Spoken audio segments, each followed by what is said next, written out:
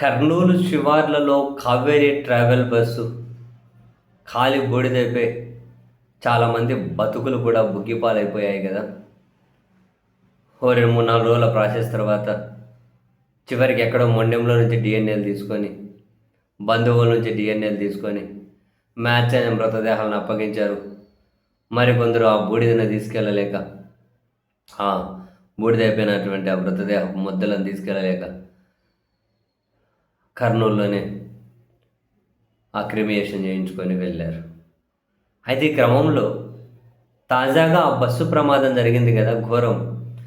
ఆ ఘోరమైన ప్లేసులో మరో ఘోరం అనాలా లేకుంటే ఇంకేం పేరు పెట్టాలో తెలియదు యాక్చువల్గా.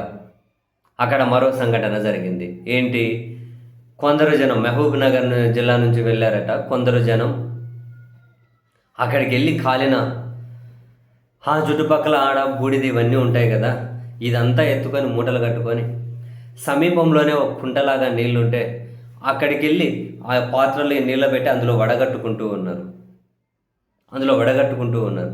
ఎందుకనంట, ఆ ఖాళీ బూడిదైపోయింది కదా, బంగారు కూడా కాలిపోయి ఉంటుంది, ఏమైనా బంగారు దొరుకుతుంది అని చెప్పి గుంపు గుంపు జనం అక్కడికి పోయి మూట కట్టుకొని వెళ్ళి నీళ్ళలో వేసుకొని ఆ బూడిదని వడబోసుకుంటూ ఉన్నారు.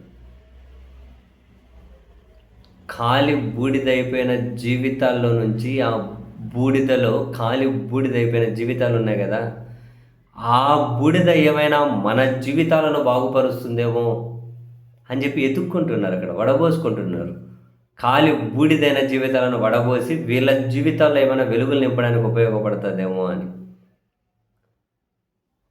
ఇటువంటి సంఘటనలు చూసి బాధపడాలా, జాలిపడాలా, ఎలా రియాక్ట్ అవ్వాలో నిజంగా తెలియడం లేదు.